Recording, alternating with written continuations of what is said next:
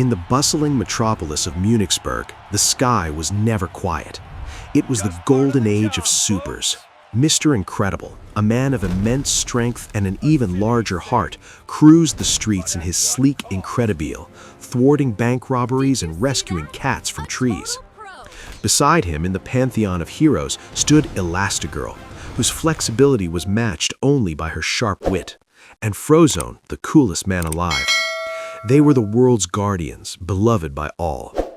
But one fateful night changed everything.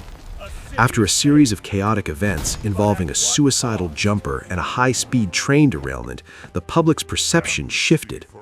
Mr. Incredible saved the day, but the collateral damage led to a landmark lawsuit. This sparked a super sufferer movement. The government, unable to handle the mounting legal fees and public outcry, initiated the Superhero Relocation Program. The heroes were forced into hiding. They were granted amnesty on one condition: they must never use their powers again. They were to become ordinary citizens. Bob Parr and Helen, formerly Mr. Incredible and Elastigirl, married in a private ceremony and traded their capes for a mortgage and a white picket fence. The world moved on, and the supers became a memory, a collection of old comic books and dusty trophies tucked away in the shadows of suburban garages.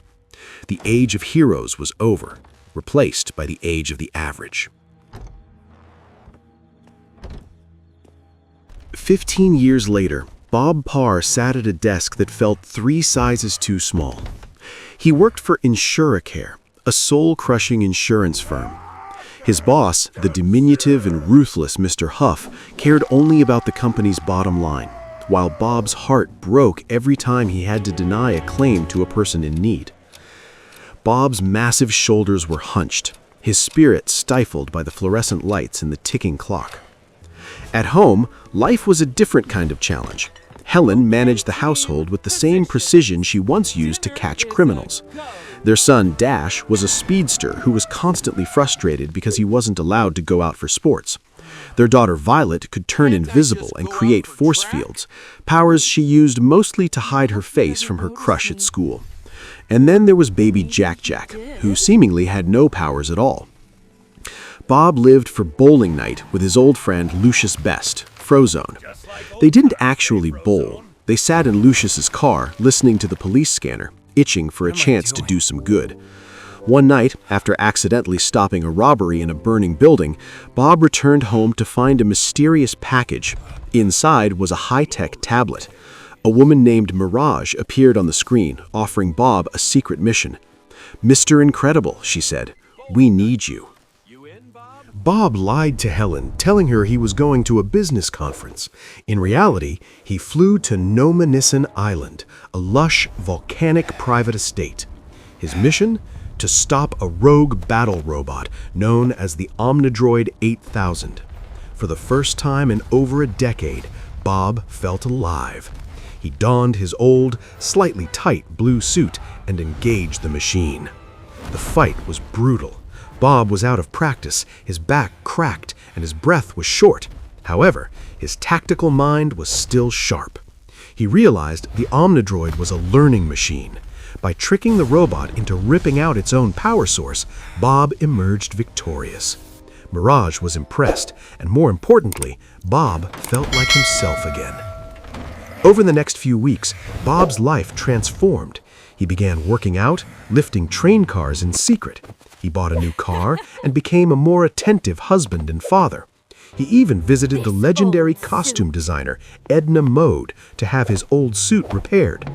Edna, disgusted by the hobo suit, insisted on creating an entirely new wardrobe for the whole family. "No capes," she famously declared, citing the many heroes who had met their ends due to wardrobe malfunctions. Bob was back in the game, but he was walking into a trap he couldn't yet see.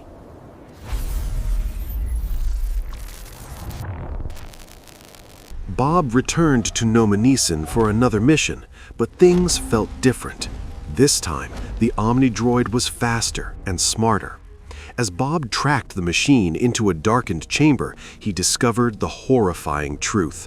A massive computer screen revealed a database of terminated heroes. All his old friends, Gazerbeam, Stormicide, Everseer, had been murdered by these machines during training sessions. Suddenly, Bob was confronted by the mastermind, Syndrome.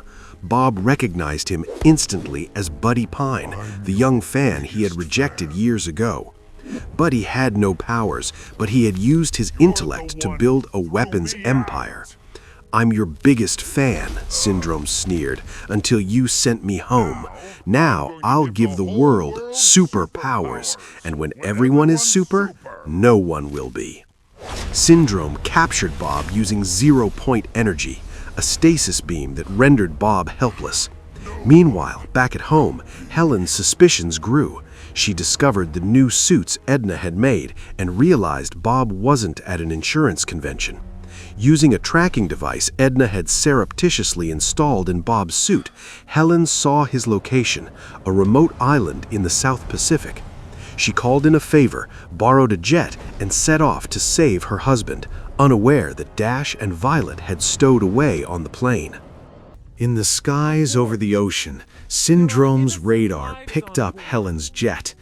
Despite her desperate pleas over the radio that there were children on board, Syndrome ordered the launch of surface-to-air missiles.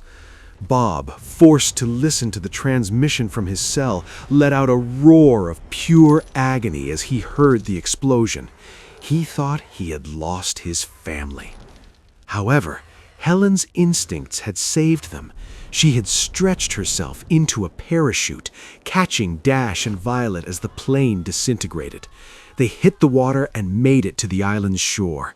For the first time, Helen had to drop the suburban mom act and become a commander. "Dash, if anything goes wrong, I want you to run as fast as you can. Violet, I need your shields."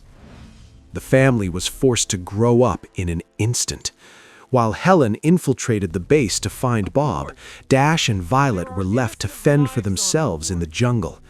They were soon discovered by Syndrome's security guards on flying velocipods. The kids were terrified, but as the guards closed in, Dash realized he didn't have to hold back anymore. He took a step, then another, and then he was a blur of motion running across the surface of the water. Inside the high-tech fortress, Helen found Bob. Their reunion was brief but emotional. Bob was overwhelmed with relief to find them alive. "I was a fool," he admitted. "I was so caught up in the past that I almost lost my future." But there was no time for apologies. Syndrome's guards swarmed the room. The Pars fought as a unit for the first time.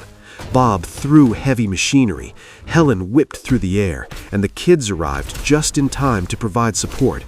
However, Syndrome was one step ahead. He used his zero-point energy to freeze the entire family in mid-air. He gloated over his victory, explaining his ultimate plan. He would unleash the perfect Omnidroid on Metroville, defeat it himself using a remote control, and become the world's greatest hero. Syndrome launched his rocket toward the city and left the Incredibles locked in a high-security containment field. The situation seemed hopeless until Violet realized she could use her force field to short-circuit the magnetic shackles. With the help of Mirage, who had grown disillusioned with Syndrome's cruelty, the family escaped. They hijacked a secondary rocket and plummeted toward Metroville, racing to beat the Omnidroid to the city. The Omnidroid was wreaking havoc on Metroville. Tanks, helicopters, and missiles did nothing to its impenetrable hull. Syndrome arrived on the scene, pretending to fight the machine for the cameras. But the Omnidroid was too smart. It recognized that Syndrome's remote was the only thing that could hurt it. The robot shot the remote out of Syndrome's hand and knocked him unconscious. The Incredibles slammed into the city center. Bob looked at his family, his wife and his children, and realized they were the greatest team he'd ever known. "We can do this," he barked. Just then, Lucius, Frozone, arrived, having found his supersuit at last. "I'm thirsty," he shouted, creating ice slides to navigate the crumbling skyscrapers. The battle was a masterclass in teamwork. Dash distracted the robot, leading it into a chase. Violet protected the group from falling debris. Helen acted as a bridge and a whip, and Bob and Frozone provided the heavy hitting. They managed to retrieve Syndrome's remote. Bob realized the only thing that could pierce the Omnidroid's armor was the Omnidroid itself. He launched one of the robot's detached claws into its core. The machine exploded in a spectacular shower of sparks. The city was saved. Oh, now that's what I'm talking about! The crowd cheered. The Supers were heroes once again. But as the family returned home, they found Syndrome waiting for them. He had kidnapped Jack-Jack and was heading for his jet. "I'll get the next generation," he screamed. He flew upward, but Jack-Jack chose that moment to manifest his powers. The baby transformed into a heavy metal statue, then a fireball, and finally a tiny monster, attacking Syndrome in midair. Syndrome dropped the baby. Helen was launched into the air by Bob, catching Jack-Jack safely. Syndrome, fuming, stood on the wing of his jet, swearing revenge. But Bob saw his opening. He threw his own car at the plane. The impact knocked Syndrome back, and his cape, the very thing Edna had warned against, got sucked into the jet turbine. The plane exploded, ending Syndrome's reign of terror for good. Weeks later, life returned to a new normal. The Pars were at a track meet, watching Dash.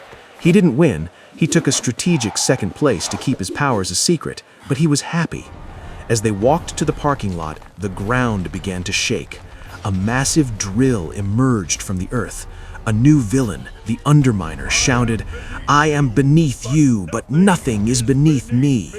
The family didn't look worried. They looked ready. They pulled their masks over their eyes, prepared to face the future together. They weren't just supers. They were the Incredibles.